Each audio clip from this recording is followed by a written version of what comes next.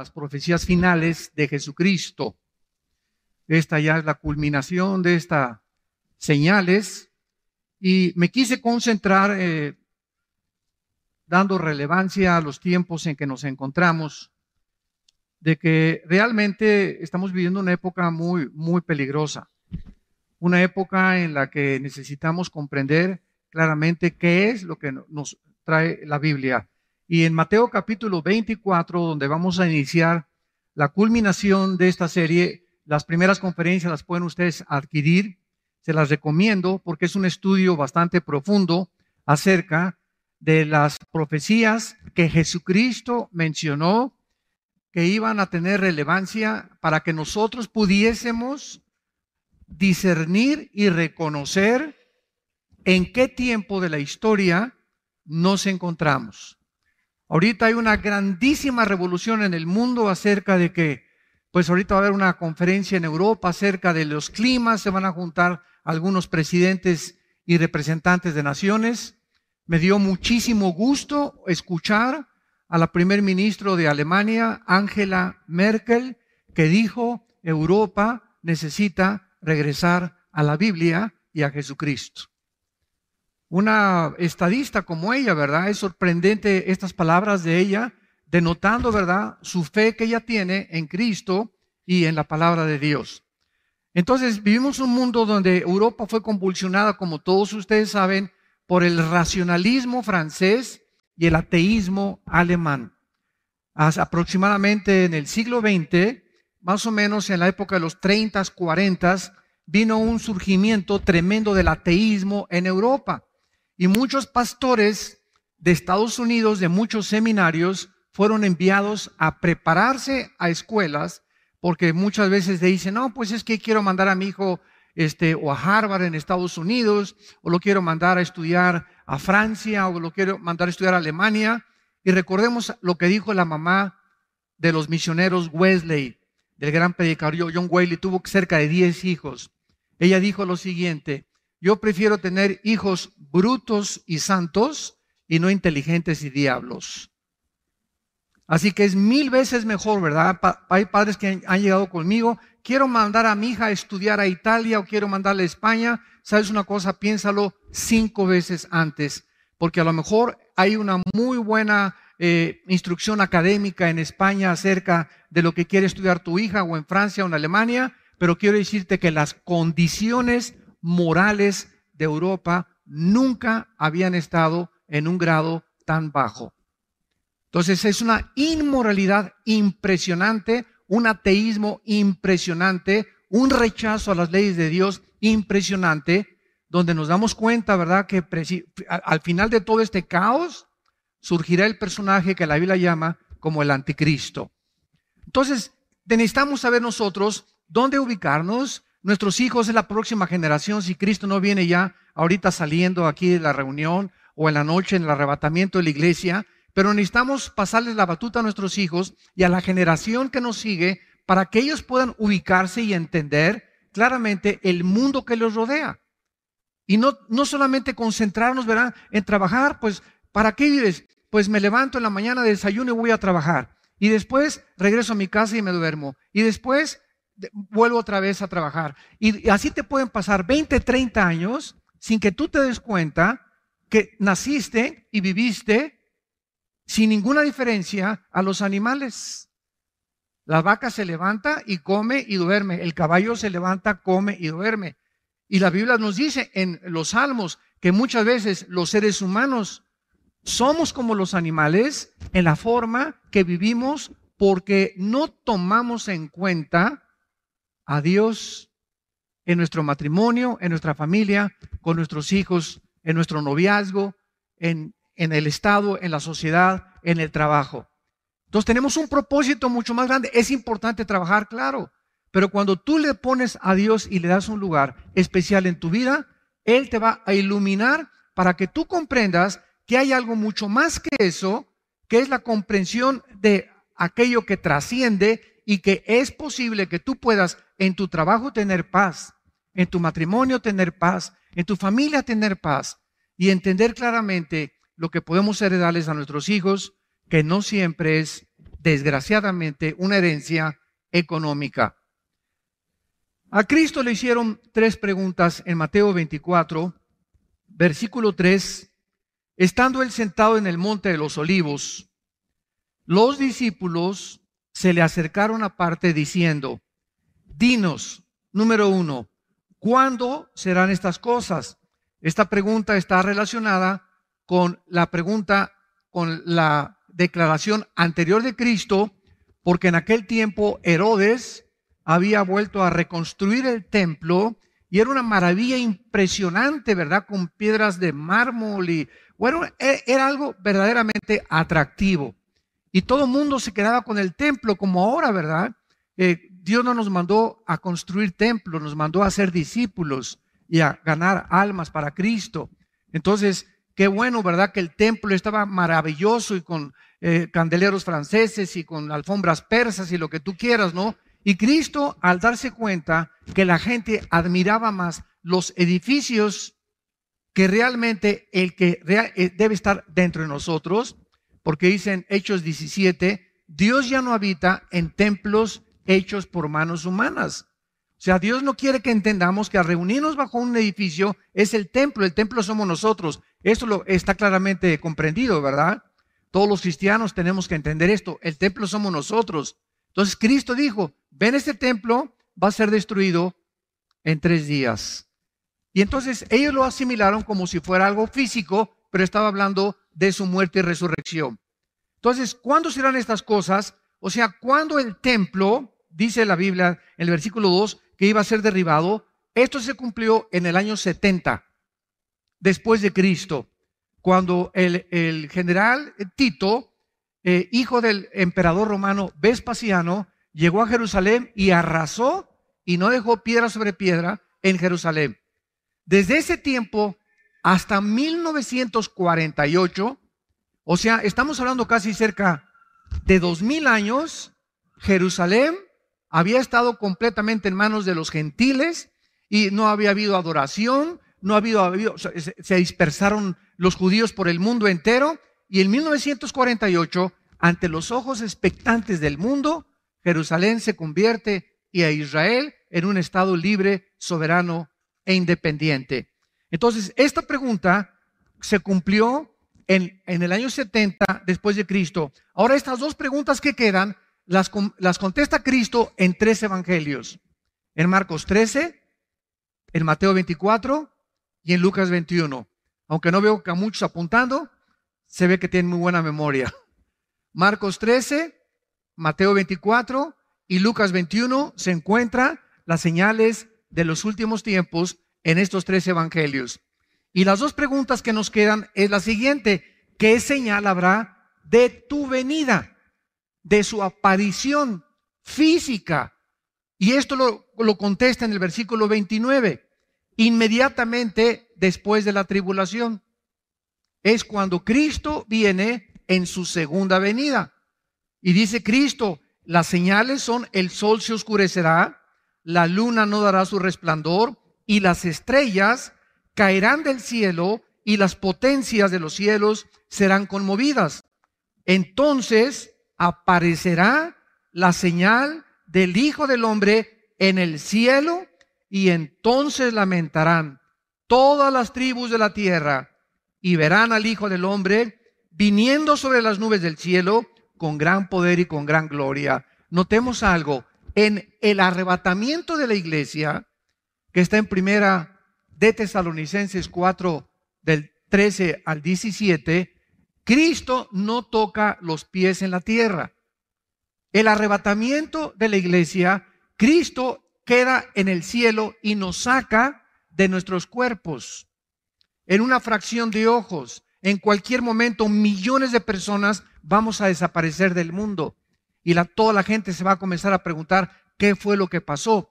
La respuesta será: se los llevaron los ovnis, los extraterrestres vinieron por ellos. Entonces, el arrebatamiento es una cosa diferente de la segunda venida. El arrebatamiento no viene con ninguna señal. El arrebatamiento es inminente. ¿Qué significa inminencia?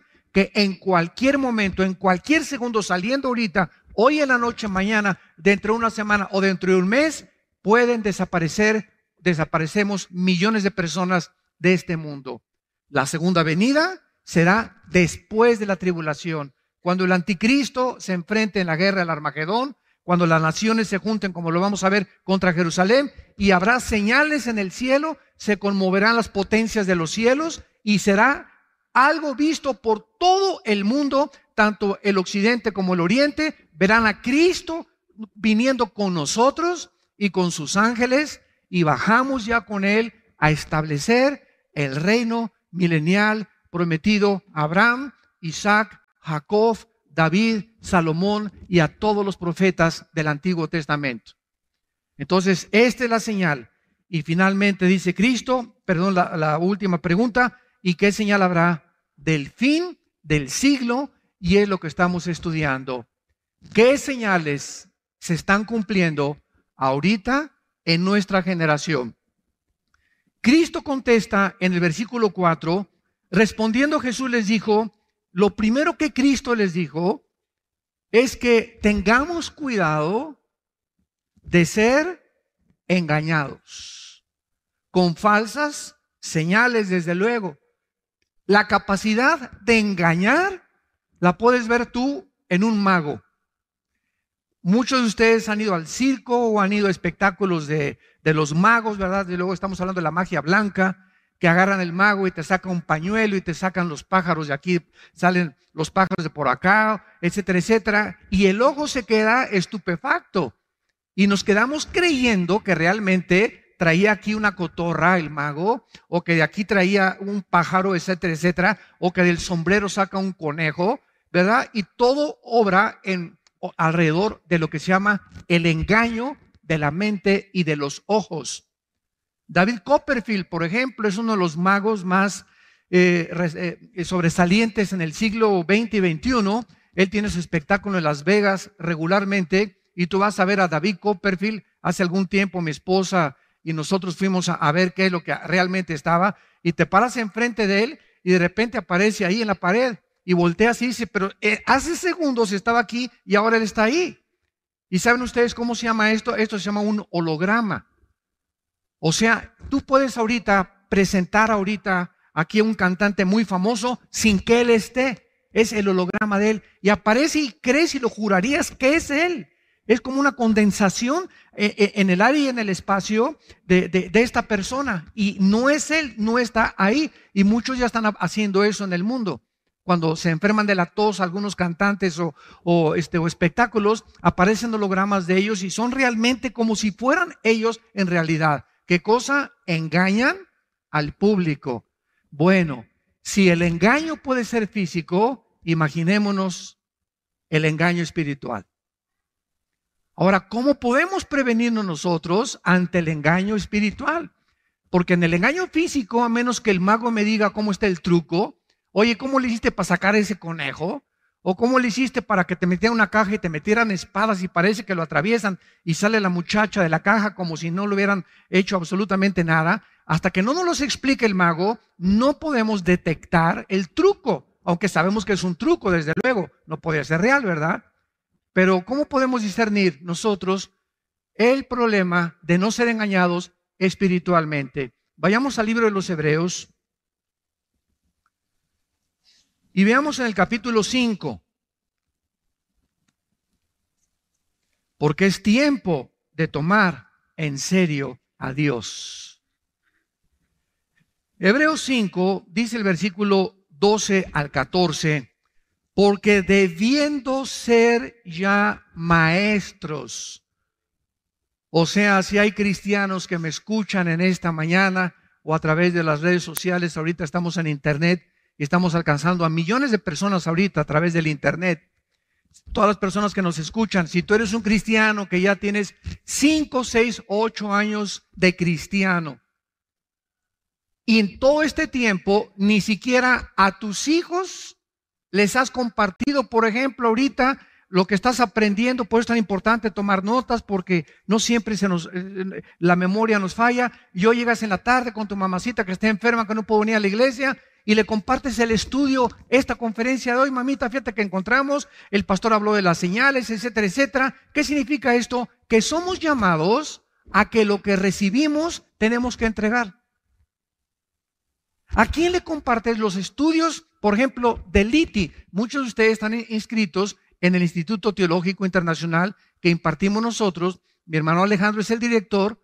Tenemos más de 2,000 alumnos también por internet del ITI. Pero cuando tú vas a estudiar el ITI y nomás recibes y engordas y engordas y engordas, y ya sabes soteriología, ya sabes escatología, y ya sabes esto, y ya sabes aquello, pero ese conocimiento, ¿a quién tú se lo estás transmitiendo? ¿Alguna hija? ¿Algún hijo? ¿En tu trabajo? ¿En la hora de lunch en el trabajo? ¿A quién? Debiendo ser ya maestros, entendamos esto. Dios espera que lo que recibimos nos convierta en maestros, o sea, en personas que enseñan a otros y transmitan a otros el conocimiento de Dios. Esto es muy importante que tú lo entiendas y lo tomes en serio. Y es una ley inexorable espiritual. Lo que no entregamos, lo que no entregamos, no lo podemos recibir tampoco. Acuérdense el cuento del ranchero. Oye, vieja, se levanta el ranchero. ¿Qué pasó, mi viejo? Pues aquí no hay nada de sandías que han crecido en el campo. Y le dice la señora, ¿verdad? Pues, ¿y qué has sembrado, Chole? ¿Tú cuándo te pusiste a sembrar semillas tú? Tú nunca has sembrado semillas de sandías. Si no has sembrado semillas de sandías, ¿cómo estás esperando que crezcan sandías? Ah, pues sí es cierto, ¿verdad? Está bueno, vieja. Y así hay muchos de ustedes. Ay, pues no tengo para la colegiatura de mis hijos, y no tengo para esto, y no tengo para aquello, y me está fallando la memoria. Oye, es que, ¿cómo puedes tú recoger lo que no has sembrado? ¿Cómo esperas tú que puedas recoger y que puedas progresar en la vida si no siembras? ¿Cómo esperas que tu entendimiento crezca y tu comprensión crezca espiritualmente si lo que te da Dios es para engordar nomás para ti? Nomás le echas a las bolsas y a las bolsas y a las bolsas, y el conocimiento, no solamente económicamente, también espiritualmente, nada más te engordas y ya sabes mucho y vas al seminario, lo que tú quieras, o conoces mucho de la Biblia, pero ese conocimiento aquí lo tienes. Si tú no das lo que tú tienes, Dios cierra la puerta y la llave. Cierra la llave. ¿Sabes por qué lo hace? Porque nos envanece el conocimiento. El conocimiento envanece. Pero cuando comenzamos a compartir ese conocimiento, entonces nos edificamos y edificamos a los demás. Y fuimos llamados para edificar a los demás. Los dones que nos da Dios, todo lo que Dios nos da, es para edificar a su iglesia. Debiendo ser ya maestros, después de tanto tiempo, tienen necesidad de que se les vuelva a enseñar cuáles son los primeros rudimentos de la palabra de Dios. Y habéis llegado a ser tales que tenéis necesidad de leche y no de alimento sólido. Los rudimentos son las cosas más, los principios elementales de la Biblia. ¿Cuál es el más elemental de todos? Antes de que subiera Cristo al cielo, que dijo: id a las naciones y predicar el evangelio y hacer discípulos. Fue la primera orden, se llama la Gran Comisión. Haz discípulos, o sea, convierte a gente, háblale de Cristo y conviértelo en un seguidor mío, dice Jesús. Pero si tú no le enseñas cómo me pueden seguir, la gente no me puede seguir. Entonces los cristianos estamos llamados a hablar de Cristo a nuestros hijos, a nuestro cuñado, en el empleo, en la oficina, en el bufete, en el consultorio médico, y que esas personas simplemente no se queden ahí, sino dales, te traigo este cassette, te traigo este CD, te traigo esta conferencia, estarlos alimentando para que puedan crecer en el conocimiento del Señor. Y dice el versículo 13, entonces, porque tú no has hecho esto, ¿sabes cómo te clasifica Dios? Si tú no eres un maestro, si tú no eres una persona que estás compartiendo la palabra de Dios, dice la Biblia que Dios cierra la llave y te quedas en la infancia espiritual. Hay millones de cristianos en el mundo que tienen 10 años en Cristo y preguntan, ¿puede un cristiano celebrar la Navidad? ¿Puede un cristiano celebrar el sábado? ¿Puede un cristiano comer carne de puerco? ¿Puede un cristiano ir a una discoteca? ¿Puede mi hija de 15 años bailar el vals y puedo ir a una fiesta o puedo ir a un baile, etcétera, etcétera? Debiendo ser maestros y teniendo ya una claridad de lo que a Dios le gusta y lo que a Dios no le gusta, aún no saben discernir y siguen preguntando. ¿Por qué? Porque son niños, infantes espirituales y fácilmente engañados. Porque si hay alguien fácil de engañar es a los niños, ¿verdad? Con trucos. Si a los adultos se nos engaña, imagínense a los niños. Entonces dice, están participando de la leche y no de la palabra de justicia porque es niño.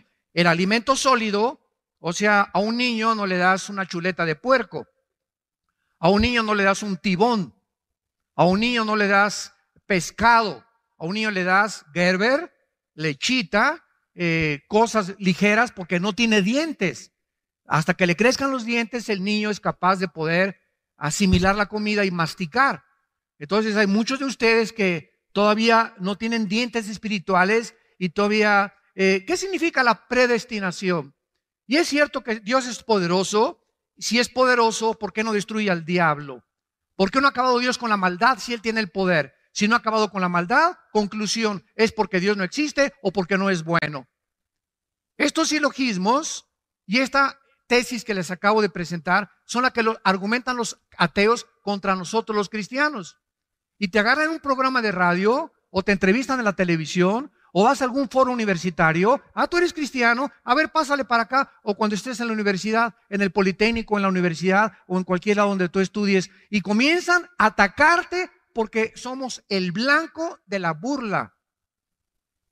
Porque la mayor parte de la filosofía secular saben que no tenemos respuestas.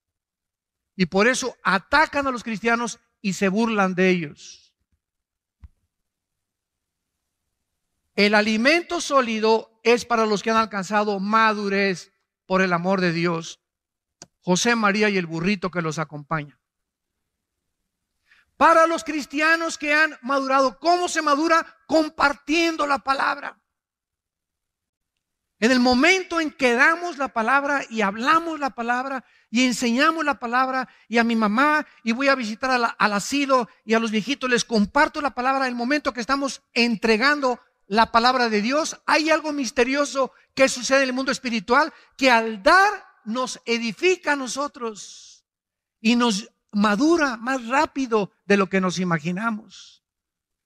Es para los que han alcanzado madurez. Para los que por el uso tienen los sentidos ejercitados en el ¿qué cosa? Discernimiento. Esta palabra diacrisis en el griego significa distinguir entre lo que es bueno y lo que es mal, entre el bien y entre el mal. Entonces, si tú quieres no ser engañado en la época que vivimos, y no ser engañado por lo que dice CNN en la televisión, y lo que dice Fox News, y lo que dice la revista Cosmopolitan, y lo que dice Chispirito, y lo que dice, Virito y Capulina ya no existen, ¿verdad? Fueron de mi época. Etcétera, etcétera, ¿verdad? Si no queremos ser engañados y no queremos ser orientados con una falsa información de los medios de comunicación, necesitamos madurar en Cristo. Necesitamos entender que necesitamos madurar. Muy bien, regresamos a Mateo. Y es la primera advertencia que Cristo nos hace. Cuídense de ser engañados.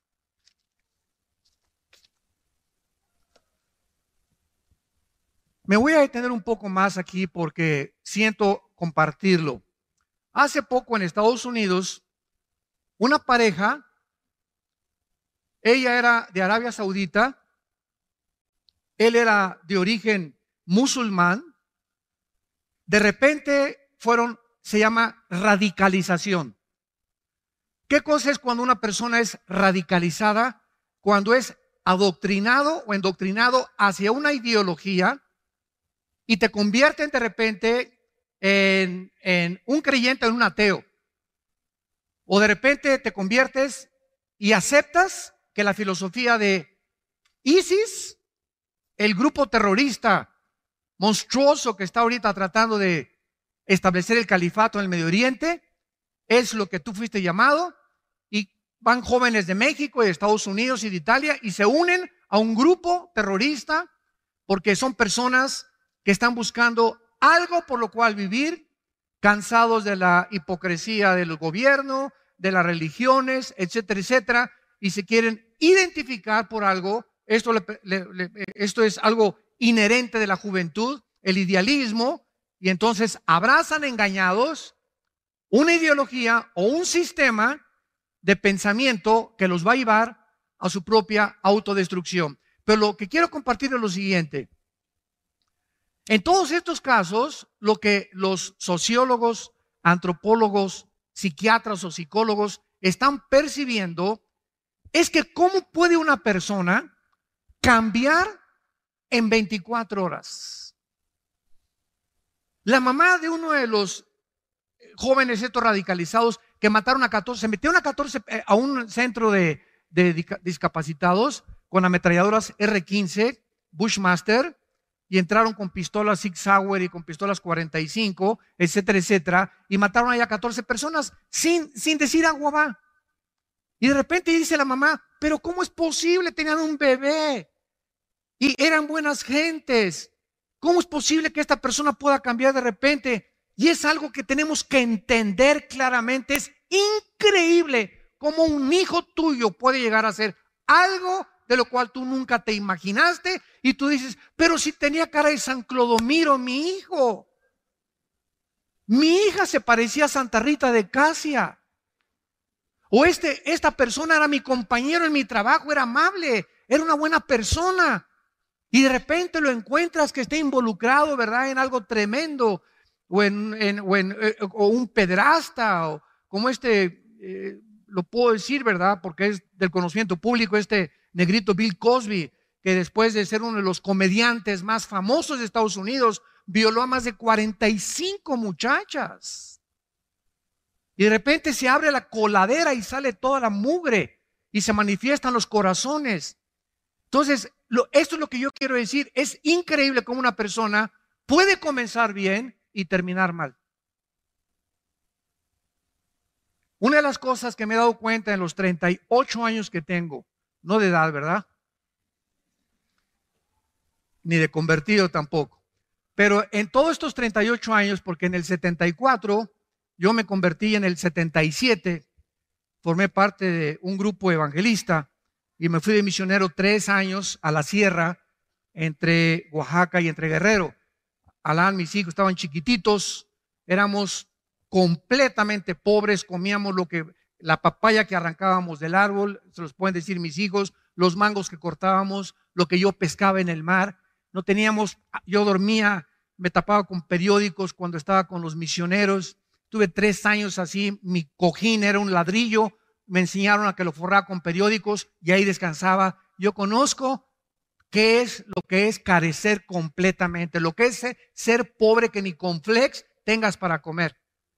Así comenzamos el ministerio nosotros. No como estamos ya ahorita, que Dios ha podido empujarnos un poco más y más, pero comenzamos desde abajo completamente.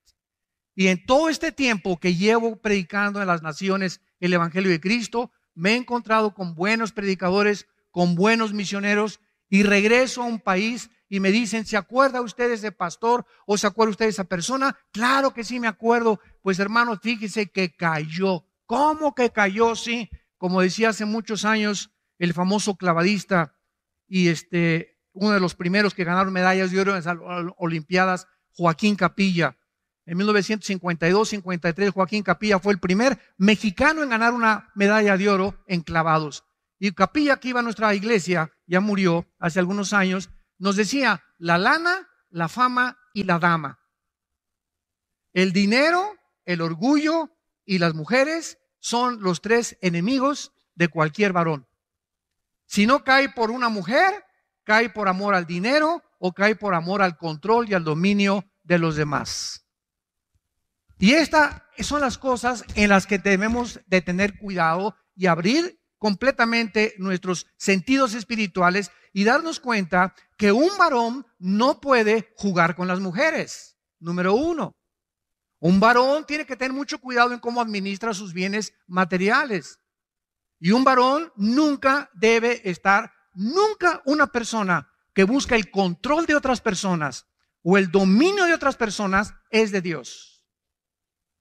Los más grandes siervos de Dios y los más grandes hombres que Dios usa son aquellos que no te dicen quiero un puesto o una posición, sino que te dicen ¿dónde puedo venir a barrer? ¿Dónde puedo venir a ayudar?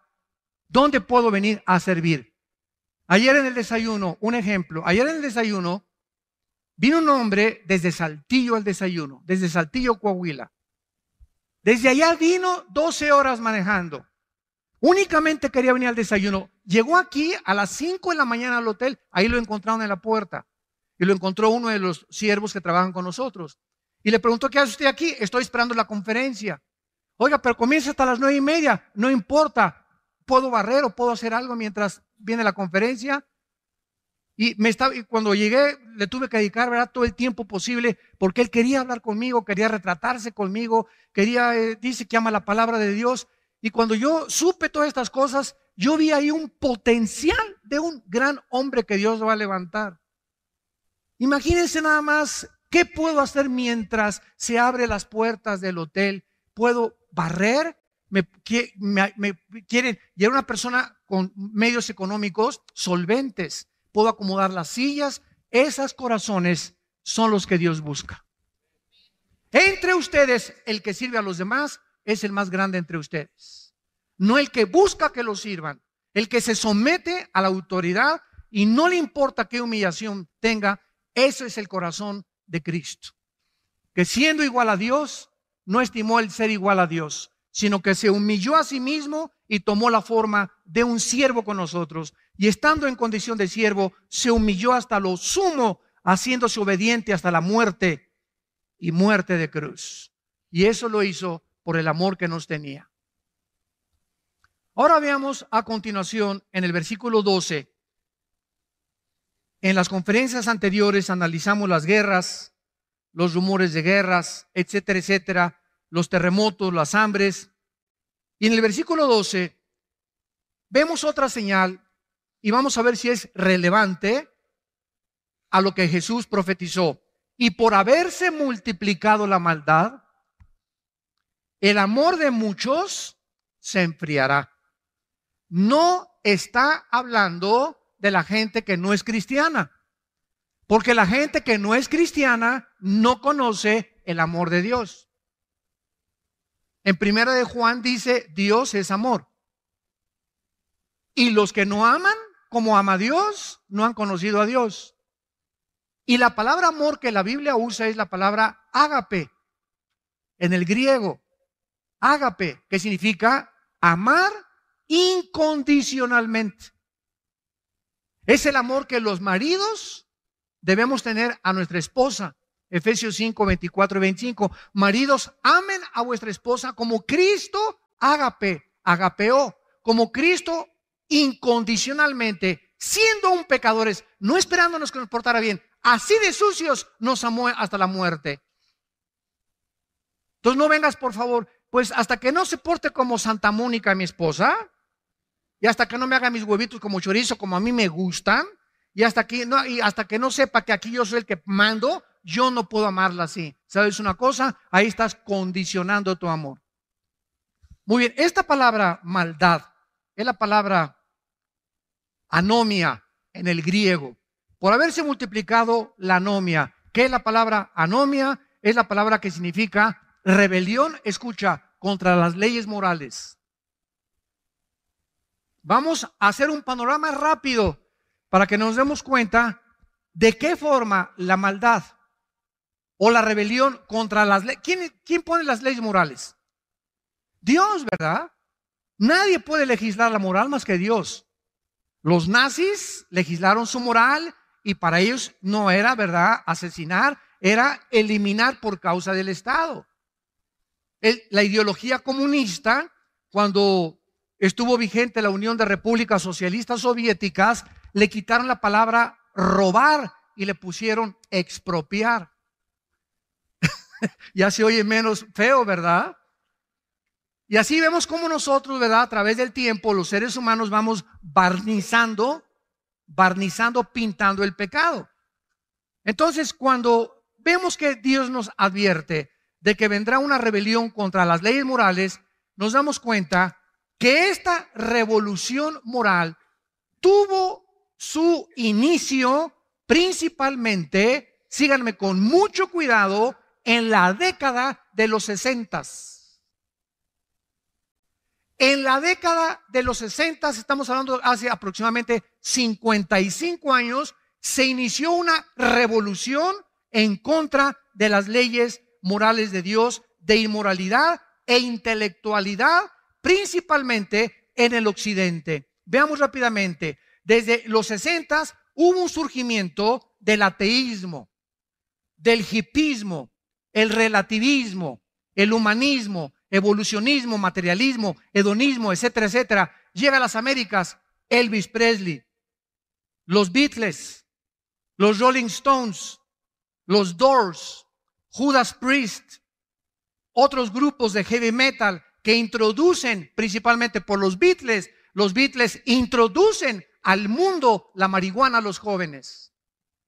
Cuando John Lennon se va a la India con el Maharaji, Tachi, Kachi, Mamakarachi, y desde allá regresan a Inglaterra con un churrote así, ¿verdad? Y presta para andar iguales. Y comienzan a poner de moda esa presta para andar iguales. Y en los 60, yo me acuerdo en los 60, sí, yo no tenía un solo amigo en los 60, uno solo que no se las tronara. Y no estoy hablando de personas de baja calidad o pobres, de personas de media clase alta y personas pudientes y profesionistas. Increíble. Ahorita vea Colorado. En Denver, ustedes saben, tenemos una iglesia Día Nueva en Denver, Colorado. Ya hay una tienda de marihuana en Denver para vender marihuana. Y todo el mundo está marihuanándose en Denver, ¿verdad? Porque ya se permitió en Colorado el uso y el consumo de la marihuana. Bueno, todo esto comienza en los 60 y en los 60 se introduce la marihuana, el LSD, que es la dietilamida de ácido lisérgico. Ustedes escuchen, bueno, mejor no lo escuchen, pero la canción de los Beatles, ¿verdad? The Yellow Submarine, el hielo submarino, LSD, y Lucy in the Sky with Diamonds, Lucía en el cielo con diamantes, es LSD. Y John Lennon hizo esa canción en un viaje, en un pasosontote que se dio con este ácido lisérgico, el LSD. Entonces ahí es cuando entra y todo el mundo comenzó a hacer viajes alucinantes, marihuana, cocaína, hashish, éxtasis. Y además de esto, en los 60 comienza la liberación sexual, donde se juntan millones de jóvenes en el mundo, para que tengan idea de cómo esto ha evolucionado, protestando contra la guerra de Vietnam, protestando contra la guerra de Corea, protestando contra la hipocresía de los adultos, contra los gobiernos, y se juntaron lo que se llamaron los hippies. Pregúntenle a mi hermano Alejandro que fue hippie. Mi hermano Alex, ¿verdad? Que es ahorita el director, ¿quién lo creyera, verdad? Que es el director del Instituto Teológico Internacional, traía el pelo hasta acá, por acá, y peace and love, ¿verdad? Y era la época, los 60, o sea, así andábamos casi el 90% de los jóvenes con el pelo largo, no queríamos trabajar, protestando, y comenzaron a hacerse comunidades para vivir 3 hombres con 5 mujeres, o 10 mujeres con 4 hombres, o al revés. Y en los 60 comenzaron a nacer millones de seres humanos sin un papá o sin una mamá, o por lo menos no sabían quién era el papá ni quién era la mamá. La revolución sexual de los hippies. Ahora, aunado a esto, para que vean cómo el mundo ha comenzado a sumergirse en un caos completamente moral y filosófico. Aunado a esto, surge Jean-Paul Sartre, el ateo del existencialismo francés, Jean-Paul Sartre, y escribe el libro La náusea y el muro.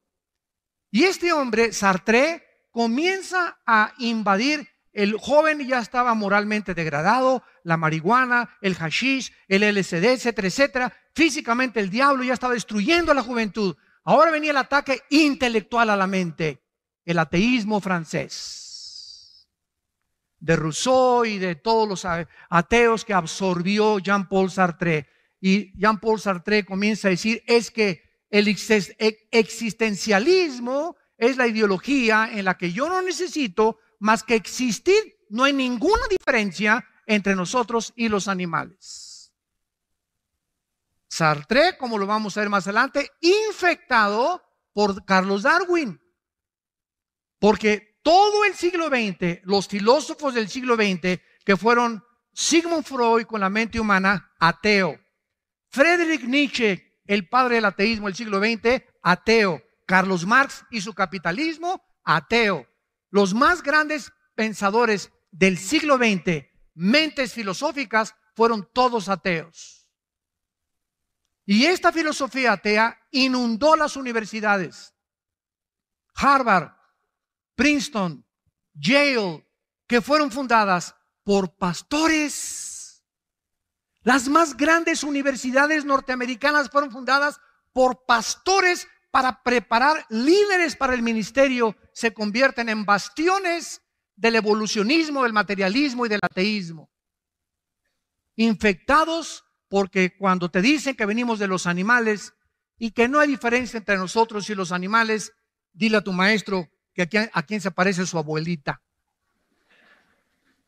Y yo tengo la foto de mi abuelita y se parece a mi bisabuelita, tatarabuelita, etcétera, etcétera. Y tenemos, disculpe maestro, tenemos 6,000 años de historia, querido maestro universitario. Y en 6,000 años de historia, nadie se ha parecido a los changos de mi generación. Y jamás se ha encontrado en 6,000 años de historia una mutación entre una especie y otra especie.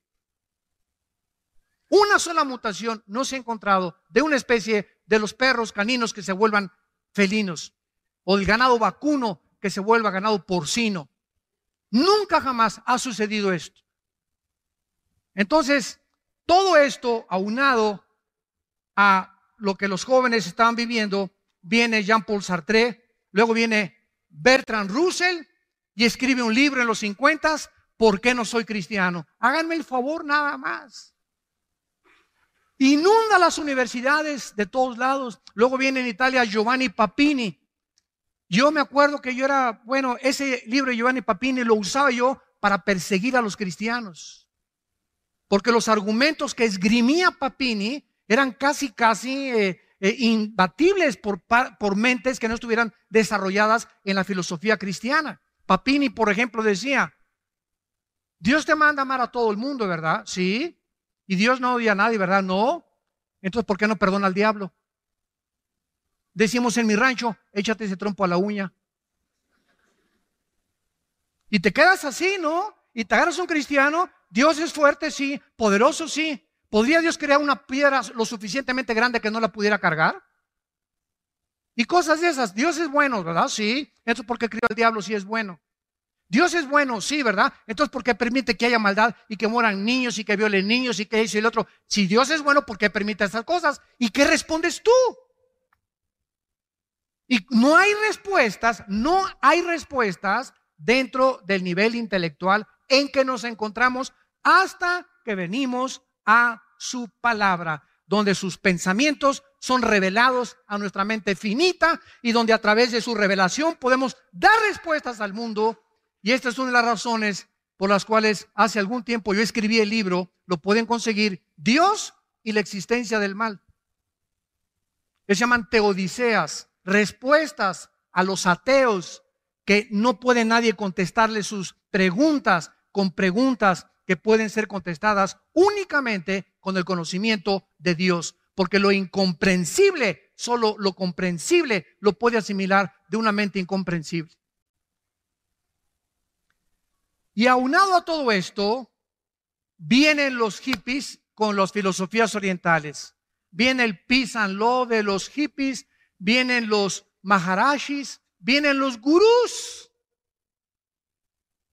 Los gurús son todos los maestros que guiaron a los Beatles allá en la India. Llegan a Estados Unidos y el maharashi, que fue el que indujo a los Beatles a fumar marihuana, al llegar a Los Ángeles, dice: Dios viene llegando y desembarcando en Los Ángeles.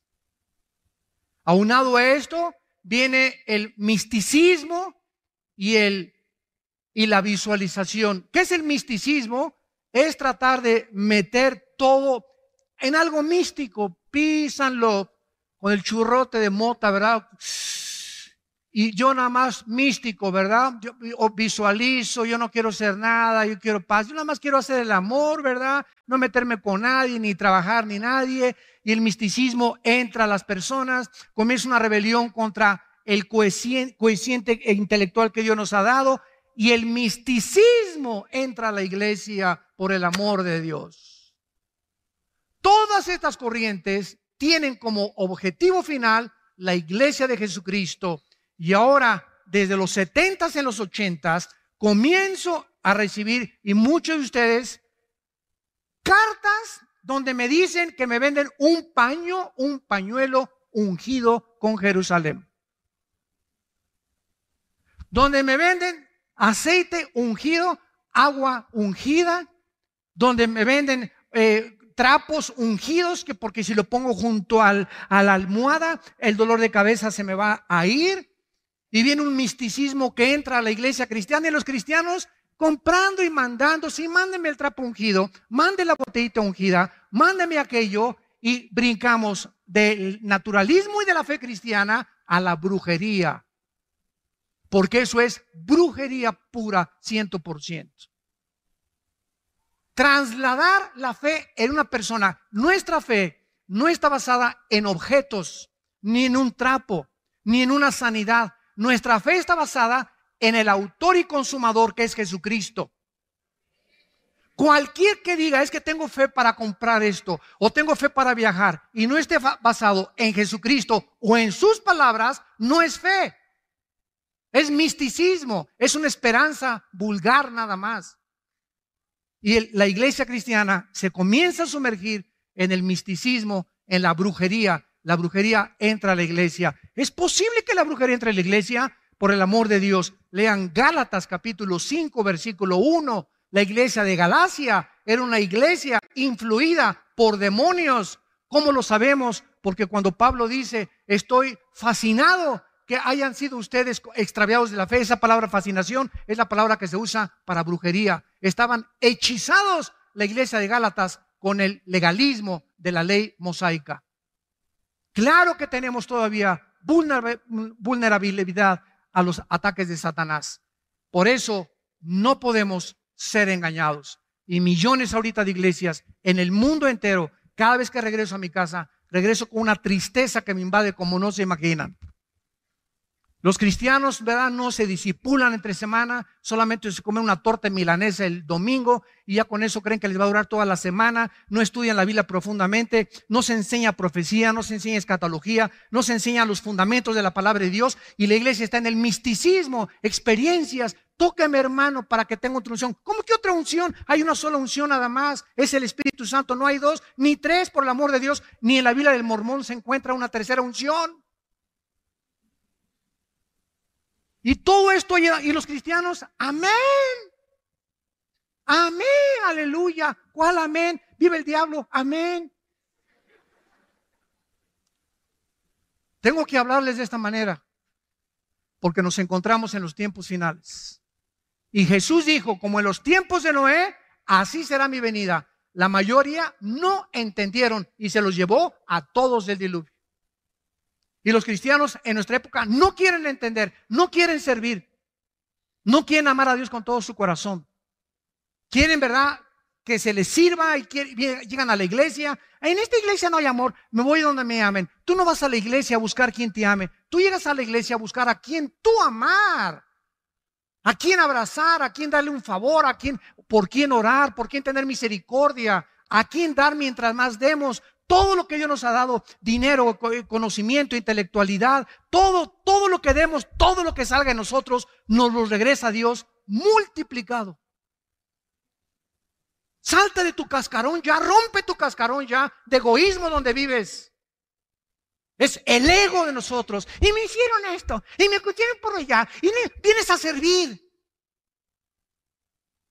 Venimos a servir todos, somos siervos inútiles. Ahora hasta apóstoles ya hay. El año que entra va a ser un papa ya.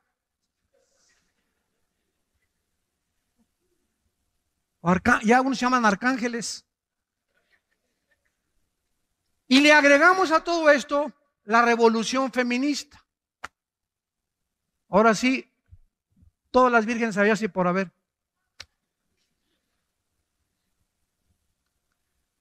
La revolución feminista, las mujeres hartas, cansadas del machismo. Cansadas de que ya macho camacho nada más en su casa. De ser tratadas mal, etcétera, etcétera. Y comienzan las mujeres, ¿verdad?, a juntarse y se forman grupos. Desgraciadamente, las que encabezaron el movimiento de la revolución feminista fueron todas lesbianas. Y actualmente en Estados Unidos, la presidenta del movimiento feminista y en Sudamérica son lesbianas. Heridas, mujeres heridas, lastimadas por algún hombre. Muchachas que a los 14 años, así lo dijo la presidenta en Estados Unidos, dijo esto en su testimonio. Y ahí viene la misericordia de nosotros. ¿Por qué soy así? A los 14 años me violó un hombre. Y esa violación fue algo traumático en mi vida que me marcó con un odio al sexo, a los hombres. Una mujer lastimada. A los 18 años, una mujer lesbiana se acerca conmigo y me comienza a acariciar, etcétera, etcétera. Y comienzo a buscar entonces el amor de las mujeres. Y ya a los 25 o 30 años de edad es muy difícil que se pueda cambiar las neuronas del cerebro más que por la sangre de Jesucristo. Nada más Cristo puede cambiar la condición de una persona lastimada y herida así. Y esta es la razón por la cual el movimiento feminista se junta mujeres lastimadas por varones, por machos camachos, vuelvo a repetir, y comienzan estas mujeres a argumentar la abolición. Se acabó el liderazgo de los hombres. Aquí en esta casa ahora la que mando soy yo, el matriarcado en la iglesia, en el hogar y en los estados. Y venimos a la Biblia y nos damos cuenta que es completamente el ataque más grande antes de que se declararan los matrimonios gays, el ataque a la familia, donde los matriarcados comienzan a funcionar en muchas casas. Y de acuerdo al doctor James Watson, que dice en Estados Unidos que el 80% de los homosexuales provienen de hogares donde las mujeres mandan y los hombres no operan su liderazgo masculino, su sacerdocio que Dios les dio. Y venimos a la Biblia y nos da la ley moral Dios. Esta es la ley moral de Dios. Para meternos al camino, para orientarnos y hacernos ver qué equivocados estamos en escuchar esto y aquello. Es Dios, Jesús dijo, yo soy el camino. Si seguimos a Cristo, Él nos va a guiar y nos va a sanar. Si tú tienes esta tendencia de rechazo a los hombres y me escuchas, o si tú eres hombre y te ves en el espejo y te bajan los chones y el espejo te dice que eres macho, que eres hombre, entonces si tu mente te dice que no, que eres mujer, traes tornillos flojos. Algo está mal en tu mente que está contradiciendo tu misma naturaleza. Entiende esto. ¿Qué tienes que hacer? Oh Dios, cámbiame. Vengan a mí los que están trabajados y cargados y los haré descansar. Es Cristo la respuesta a los problemas más profundos, existenciales, mentales del ser humano. A eso murió en la cruz, para sanarnos, para darnos vida y darnos vida en abundancia. Para que entendamos que no podemos funcionar de otra manera. Cualquier otro camino, hay caminos que parecen derechos, pero su fin es camino de muerte. Y si no seguimos ese camino, estamos en un camino equivocado. Y ahí es donde viene el arrepentimiento. En 1973 se legaliza, en penúltimo lugar, el aborto en Estados Unidos. Más de 15 millones de bebés han sido muertos en los últimos 40, 50 años. La marihuana se legaliza en Colorado y en junio de este año, de los 9 jueces que ocupan el Tribunal Superior de Justicia en los Estados Unidos, 5 jueces legalizan los matrimonios gays. Como decía un abogado cristiano hace poco que escuché, si Estados Unidos es una nación democrática y ha luchado por la democracia en el mundo, ¿cómo es posible que no se haya hecho un consenso, verdad, para que la población determine, porque eso es una democracia, el pueblo gobierna, una votación para ver quiénes son los que más votamos, si estamos de acuerdo con el matrimonio gay o con no el matrimonio gay? Ahora, 5 hombres determinan y redefinen el matrimonio y la familia. 5 hombres. Nos extraña que nuestra sociedad esté al borde de la destrucción cuando es la familia el fundamento de toda sociedad. Nos extraña que ahora los niños menores de edad se están convirtiendo en asesinos. Nos extraña que la misma naturaleza se está volviendo contra nosotros. Terremotos, tsunamis, inundaciones, huracanes, tornados, incendios forestales, sequías, lluvias del tamaño de pelotas del golf, y volteamos, Dios, ¿por qué? ¿Cuál Dios? Somos nosotros. La moral, el pecado del ser humano que está cubriendo las sociedades, está provocando la ira de Dios. Como escribió hace 2700 años el profeta Isaías en el capítulo 24, versículos 5 y 6. Escuchen lo que hace 2700 años, para terminar, escribió este profeta acerca del final de la humanidad. Y la tierra se contaminó bajo sus moradores, porque traspasaron las leyes, falsearon el derecho. Isaías 24, 5 y 6. Quebrantaron el pacto sempiterno. Por esta causa, la maldición consumió la tierra, y sus moradores fueron asolados, y por esta causa fueron consumidos los habitantes de la tierra, y disminuyeron los hombres. Dios ha asociado la naturaleza del planeta con la moral de los seres humanos. Cada vez que el ser humano se rebela contra las leyes de Dios, vean esto con mucho cuidado, cada vez que le decimos a Dios, no me importan tus leyes, yo soy el que establezco las leyes morales, la naturaleza se vuelve nuestra enemiga. El mundo se vuelve nuestro enemigo. El campo, las sequías, los mares, todo es algo que está relacionado con la moral del ser humano. ¿Nos extraña que ahora de cada 3 matrimonios hay 2 divorcios? Y nos extraña la increíble invasión de pornografía, de más de 17 millones de sitios pornográficos que están al alcance de nuestros hijos. ¿Nos extraña? ¿De qué nos sorprendemos? Estamos casi rebajándonos al nivel de los animales. Y no hemos podido comprender que de tal manera amó Dios al mundo que nos ha dado su Hijo unigénito, para que cualquiera de ustedes que en Él crea no se pierda, mas tenga la vida eterna. No hay un solo cristiano, uno solo, que haya venido a la cruz no lastimado. Todos venimos a la cruz lastimados.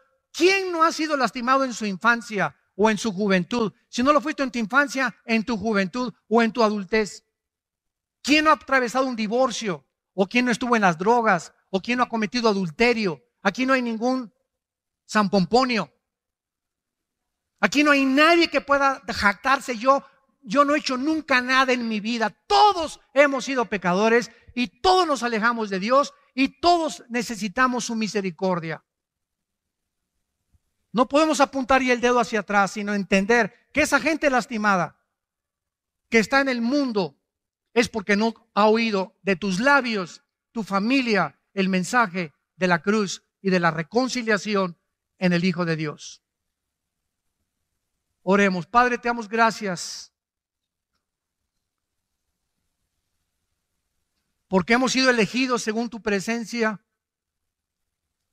en santificación del Espíritu para obedecer y ser rociados con la sangre de Jesucristo. Bendito sea el Dios y Padre de nuestro Señor Jesucristo, que nos ha hecho renacer para una esperanza viva, por medio de Jesucristo entre los muertos, para una herencia incorruptible, inmarcesible, incontaminada, reservada para nosotros en el cielo, que somos guardados por el poder de Dios mediante la fe. Gracias, Señor, porque vivimos en un mundo que cada día se pudre más por causa del pecado humano. Es una raza que ha violado tus leyes morales, que se ha levantado en contra de tu nombre y de tu Hijo Jesucristo, y que ha creído poder gobernar este mundo sin Dios.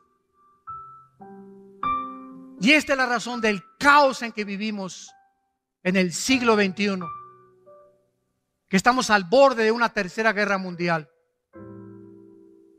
Señor, en esta mañana te pedimos por todas las almas que están escuchando este mensaje a través de las redes sociales, a través de la televisión, y las que se encuentran presentes, que con el poder de tu Espíritu y de tu palabra las hayas tocado y puedan estar bajo convicción en este momento de pecado, reconociendo que te han ofendido, que necesitan a Jesucristo, y te pido, Señor, que las traigas a la cruz, porque eres tú, Señor, el que nos llevaste a la cruz.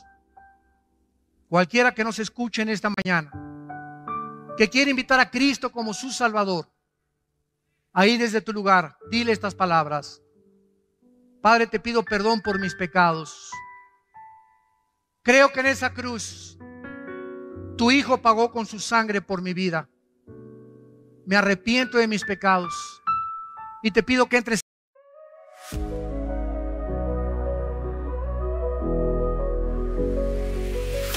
I saw you standing there, a spark in your eyes, caught in the moment, took me by surprise. Your smile lit a fire I couldn't ignore, something I'd never felt before. The world fades away, it's just you and me. A quiet kind of magic set me free. A kiss and everything starts. The chaos in my head was tearing me apart. This rush, this tingling in my veins, I hope this feeling forever remains.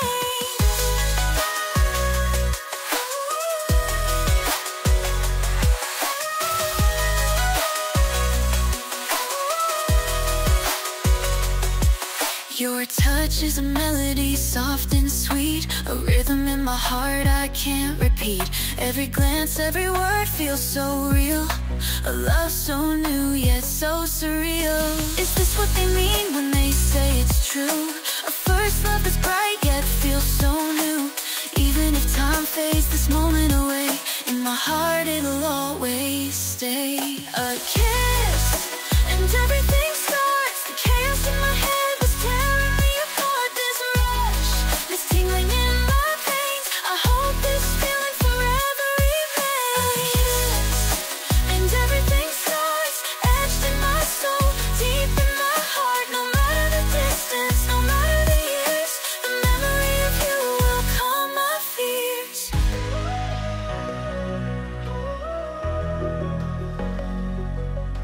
Time moves on, but I'm still holding tight to that fleeting moment that felt so right. Though life takes us down different roads, your love's the light that forever glows.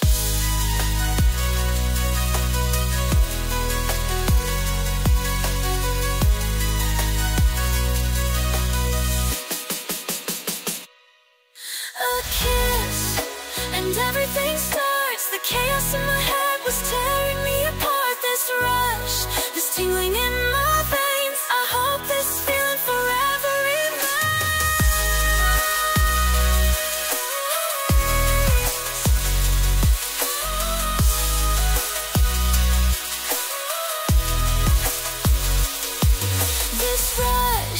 tingling in my veins. I hope this feeling forever remains.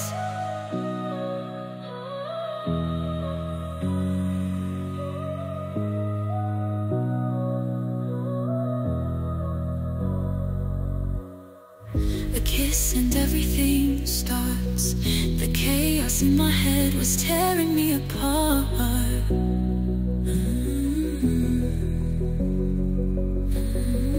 This rush, this tingling in my veins. I hope this feeling forever